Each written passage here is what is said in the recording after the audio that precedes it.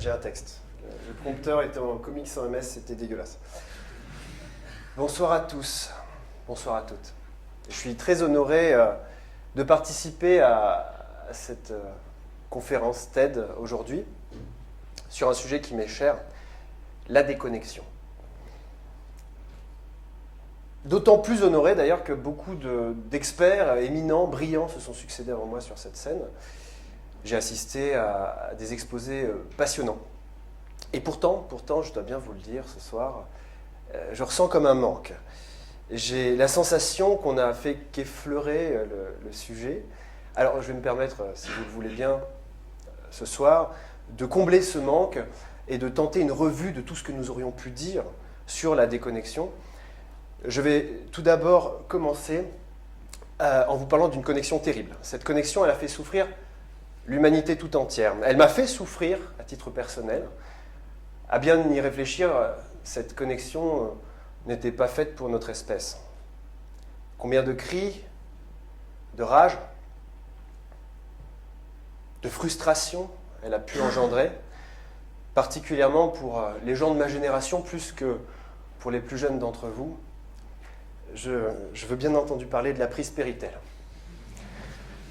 La prise Péritel, imbranchable, cet objet du diable avait pour fonction, il y a encore quelques années, je cite en sortant de la lumière, une connexion simplifiée des appareils qui exploitent des signaux audio et vidéo analogiques au moyen d'un connecteur à 21 broches. Vous pouvez compter. 21 broches. C'est ce à quoi a droit normalement un cycliste qui se serait pété la gueule à 90 km/h dans une pente de Galibier et qui se serait fait rouler dessus par l'intégralité des camions publicitaires de la caravane du Tour de France. Brancher une prise Péritel, c'était encore plus périlleux que d'aller se faire épiler le sillon interfessier un jour de gastro. Vous connaissez l'inventeur de la prise Péritel ? Personne ne le connaît, tu m'étonnes. Le mec s'est barré dans une hacienda en Uruguay, il s'est planqué avec les anciens dignitaires nazis, et James Marion Sims, c'est l'inventeur du spéculum.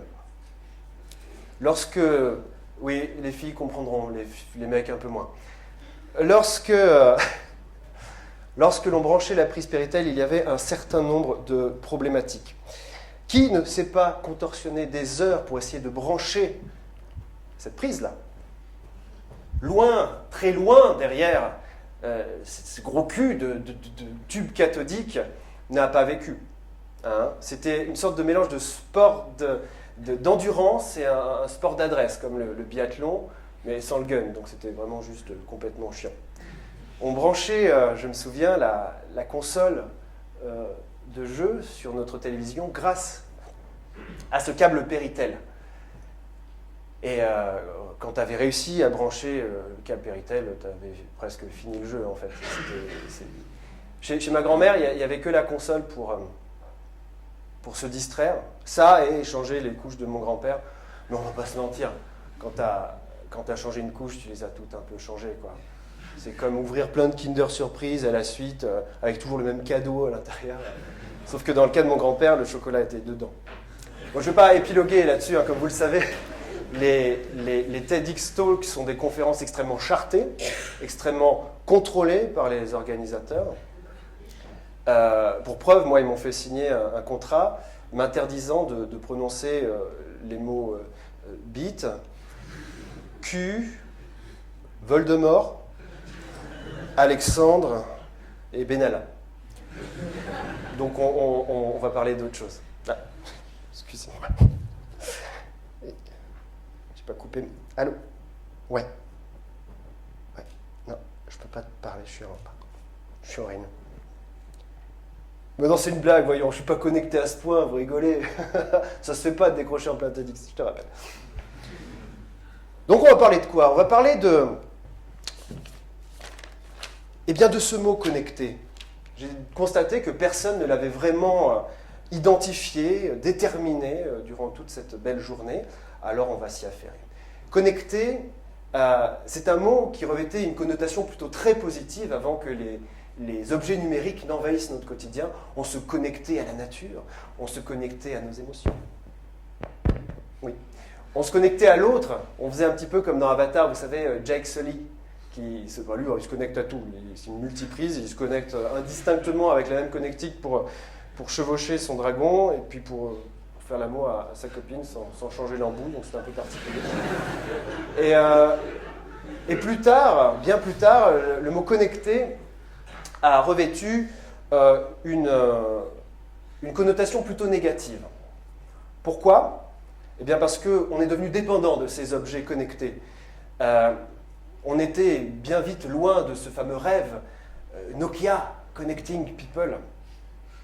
Il faut bien le dire, les smartphones, ils ont surtout réussi à nous connecter aux gens qui étaient très loin de nous, mais ils ont beaucoup déconnecté les gens qui étaient très proches les uns des autres. Je ne sais pas si vous vous rappelez de Pokémon Go. Qu'est-ce qui s'est passé avec Pokémon Go ? Sans blague, je les voyais, c'était il y a 2-3 ans. Les gars étaient sur leur smartphone, comme ça. Ils marchaient comme des zombies dans la rue. Alors oui, ça, ils marchaient. Je me souviens, les médias étaient très contents de dire « Oui, Pokémon Go, c'est formidable. Les geeks sortent de leur chambre. Les nerds se mettent à la marche à pied. » Les gars auraient pu se faire violer, ils n'auraient rien senti. Et si 2 heures après, ils auraient fait « un peu mal au cul, ça doit être la marche à pied. » Complètement. Mais nous n'allons pas parler que de pipi, caca, prout ce soir, je vous rassure. Un peu de culture ne nous fera pas de mal. Session étymologie pour bien définir ce qu'est la connexion. Le mot connecter. Connecter, du latin connectere, si ma mémoire est bonne. Oui, c'est exact. Connectere qui signifie lier ensemble, attacher, joindre, enchaîner, ligoter. Bondage, plan à scène. On dit merci qui ? Merci Jackie.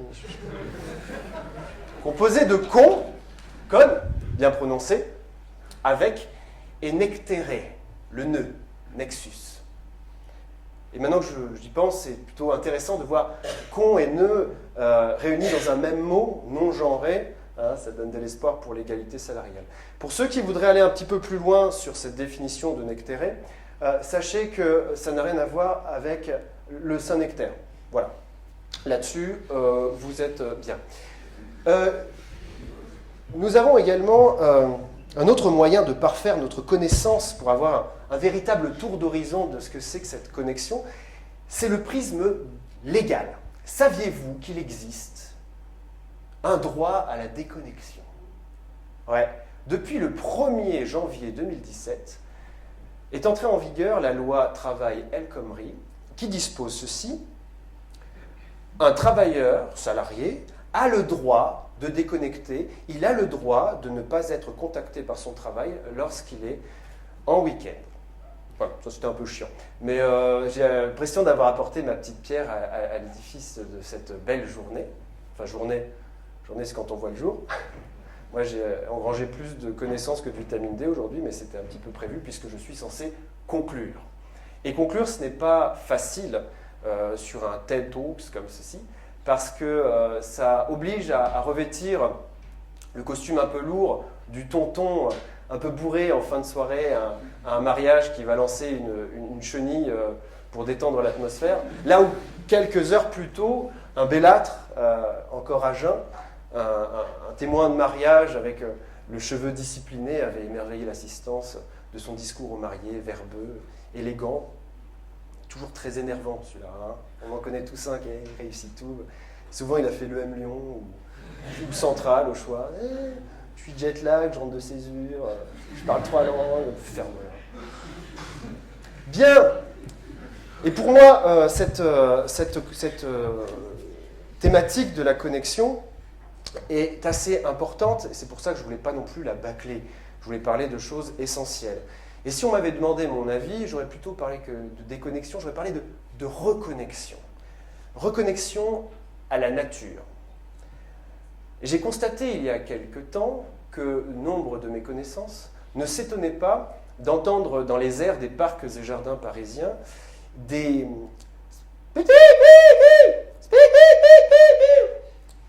ce cri strident, c'est le chant, je l'avais loupé celle-là, de la perruche à collier.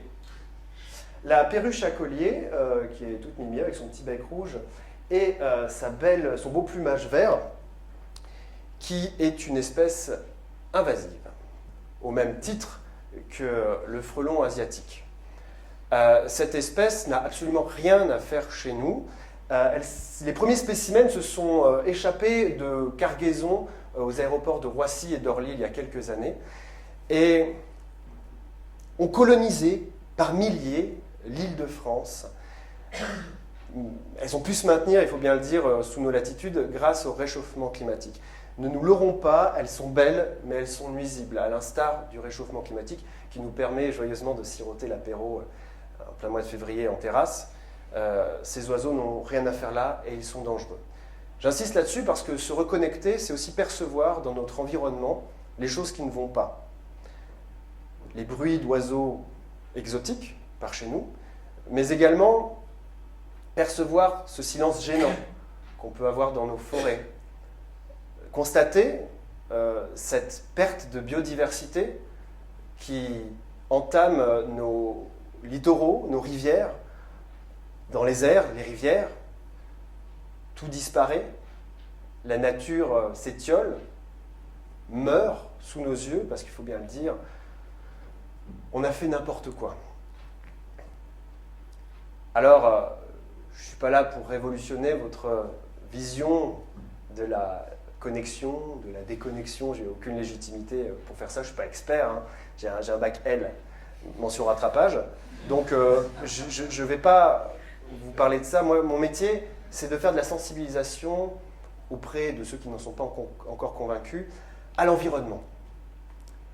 Et il est vrai que je parle souvent d'écologie, en conférence, comme je le fais aujourd'hui, mais aussi sur le web, dans des livres, à la télé, à la radio, partout où on me le demande. Et à force d'en parler, à force de côtoyer des gens qui partagent cette même angoisse, eh bien, il faut bien le dire, je commence à avoir peur. Et ma petite vie de militant est un trou béant de cette peur qui envahit mon foyer, ma vie familiale, parfois mon sommeil. De temps en temps,